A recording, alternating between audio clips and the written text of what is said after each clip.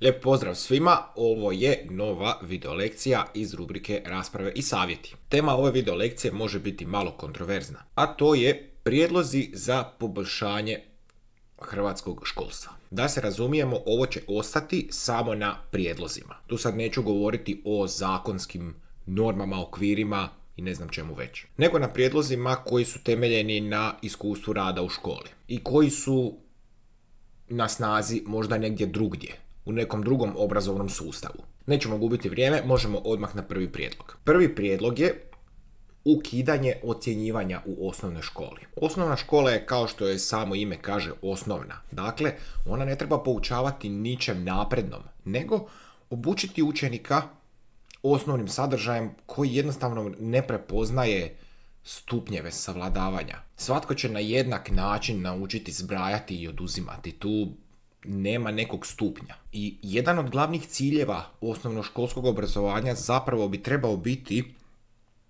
stvaranje neke odlučnosti u učenika koja će mu pomoći u kojem pravcu nastaviti. Stoga mislim da je poznavanje osnovnoškolskog sadržaja dovoljno vrednovati sa zadovoljio / nije zadovoljio. Primjerice, učenik ne pokazuje osobitu darovitost za prirodne znanosti, što će reći matematiku, fiziku, informatiku i tako dalje, ali je učenik pokazao zavidnu razinu kompetentnosti u umjetnosti. Stoga predlažemo da učenik nastavi svoje obrazovanje u umjetničkim smjerovima. Kad vi morate kao učitelj biti skoncentrirani na ocjenjivanje, onda ne možete pretjerano obraćati pažnju na djetetove stvarne sklonosti i njegove sposobnosti, već morate voditi pažnju o tome da učenik u svakoj rubrici ima dovoljan broj ocjena. Time obrazovanje zapravo gubi svoj smisao i samo se zadovoljava nekakva forma. Ukidanje ocjena u osnovnoj školi zapravo bi rasteretilo učitelje.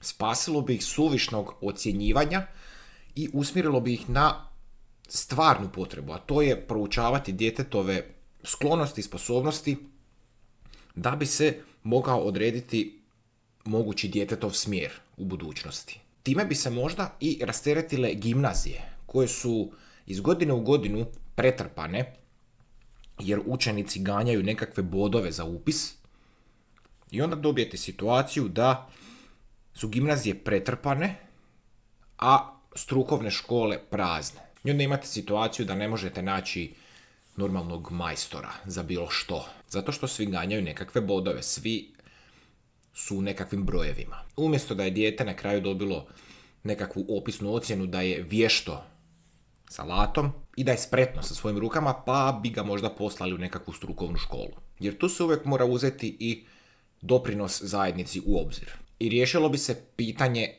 deficitarnih zanimanja. Ono što je možda najvažnije, ne bi se tjeralo učenike na učenje samo zbog nekog broja koji oni trebaju da bi upisali nekakvu gimnaziju ili neku školu koju već žele, za koju joj trebaju nekakvi bodovi. Učili bi zaista da bi nešto naučili. Uvijek se za primjer ovakvog obrazovanja uzimala Finska. Pa evo, to zbilja ne bi bilo loše. Osnovna škola je više odgojne naravi. Ne treba ona biti kompetitivna. Jer u svom tom silnom ganjanju prosjeka učenici gube interes za stvarni sadržaj gradiva. Samim time gube interes za obrazovanje. To nije cilj. Drugi prijedlog, smanjivanje broja učenika u razredu. Tu je stvarno više razloga. Djeca su razigrana bića i što ih je više u razredu, to je disperzija odgovornosti veća i samim time potreba za ometanjem nastave se povećava. Zato što onda se vi sakrijete u tu gomilu i može se kolektivno okriviti cijeli razred da je problematičnog ponašanja. I onda ponekad dođe do situacije da učitelji teško izlaze na kraj s 20 i više djece u istom razredu. Samim time učinkovitost nastave onda pada na nezadovoljavajuću razinu. Radio sam u školi gdje sam imao razrede i po 4 učenika, i po 7, 8, i po 10, i po 15, i po 30. I stekao sam dojam da je optimalan broj 10 plus minus. Jer kad ih je 20 i više, vi ne možete posvetiti svoje vrijeme svakom od njih. Vi se prema njima onda morate odnositi kao prema grupi. A onda ne uzimate u obzir njihovu individualnost. Jer nekome treba pristupiti na jedan način, drugome treba pristupiti na drugi način, da bi iz učenika izvukli maksimum, a vi to ne možete jer ne stignete. Dodatno, kad je učenika manja je disperzija odgovornosti, pa učenici onda radije ne biraju ometanje nastave. Dodatno, smanjivanje broja učenika dovelo bi i do povećavanja broja razreda, samim time i do povećanja satnice. Povećavanje satnice dovelo bi do povećavanja zapošljavanja obrazovnog kadra, što bi ukinulo problem zapošljavanja po zamjenama na nekakav djelomičan broj sati na određeno vrijeme. Jer vrlo je teško u obrazovanju naći posao koji je na punu satnicu, koji je na neodređeno vrijeme, u kojem se vi osjećate sigurno. Sve to nešto napola. Ok, sad bi bio problem možda infrastrukture, jer kad bi se povećao broj razreda, bila bi veća potreba za prostorom i više bi se trošilo javnog novca na održavanje tog sustava. Ali sam siguran da bi ljudi radije izdvojili od svoje plaće, što izdvajaju, za poboljšavanje obrazovanja njihove djece. Makar to bilo i povećavanje kapaciteta infrastrukturalnih. Prije nego nastavim, pozivam vas da posjetite moju mrežnu stranicu www.pametnomdosta.hr u slučaju da trebate instrukcije, pripreme za ispit ili pripreme za državnu maturu iz engleskog jezika, logike i filozofije. Moja je ideja pripreme, instrukcije prilagoditi vašim hobijima i preferencijama. Jer želim spojiti ugodno s korisnim. Želim da dođete na moje instrukcije ili pripreme i da se osjećate opušteno, a ne da to osjećate kao nekakvu obavezu.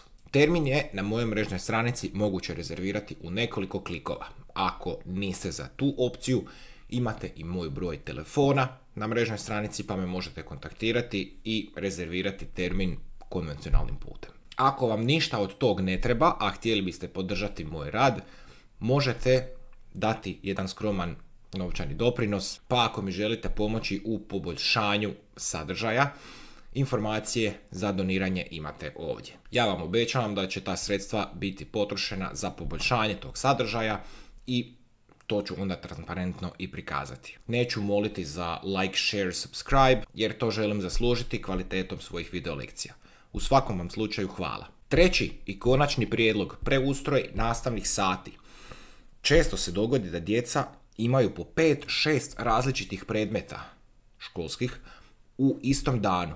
Svaki od tih predmeta ima svoj udžbenik, radnu bilježnicu i primorani ste imati i bilježnicu iz tog predmeta. I onda kad vidim učenike kolike torbe nose i koliku masu imaju te torbe, bude mi ih čisto žao. Dodatno imaju recimo nekakav humanistički predmet poput povijesti i vi imate onda odmor od 5 minuta i morate svoj prebaciti na nešto prirodno poput matematike, jer idući sat imate matematiku. To je vrlo nepraktično zapravo. Ili još gore, imati tjelesni, zatim takav oznojen se vratiti u robu u kojoj ste bili i onda u takvom stanju pratiti sat matematike. Jer djeca naravno nemaju vremena ni otuširati se poslije tjelesnog. A onda još nakon toga i sat povijesti. Umjesto toga, školski dani mogli bi se podijeliti disciplinarno.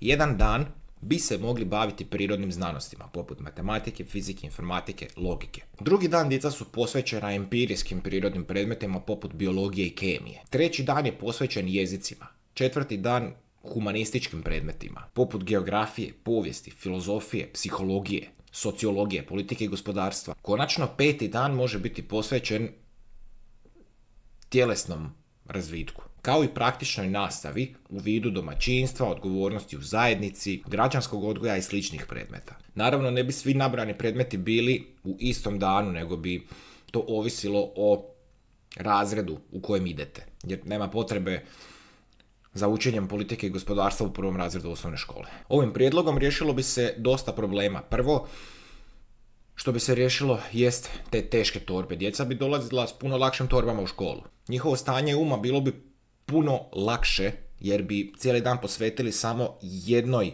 vrsti disciplina. Ne bi bilo tog prebacivanja iz humanističkog u prirodno pa u tjelesno. Bilo bi moguće uvesti duže sate a kraći nastavni dan. Jer u 45 minuta se rijetko kad stigne napraviti nešto suvislo. Dok vi dođete, dok upišete sat, dok učenici dođu na radnu temperaturu, prođe dobar dio sata. Duži sati pogodniji su za problemski pristup nastavi. A to je ono što fali u našem obrazovanju. Konačno, učitelji bi bili rasterećeni jer ne bi više morali pratiti taj kaotični i heterogeni raspored u kojem svoj predmet moraju predavati u više različitih razreda. Jer zna se dogoditi da ako vi predajete jezik, da ne uče svi po istom programu. Pogotovo ako predajete u strukovnoj školi koja ima više različitih smjerova. Za svaki razred vi onda morate pripremiti poseban sat iz engleskog jezika. Ovako bi priprema nastave bila učinkovitija i ekonomičnija. Eto toliko. Ako imate još kakav prijedlog za poboljšanje našeg školstva, slobodno ga možete napisati dolje u komentaru. Ja vam se zahvaljujem na pažnji.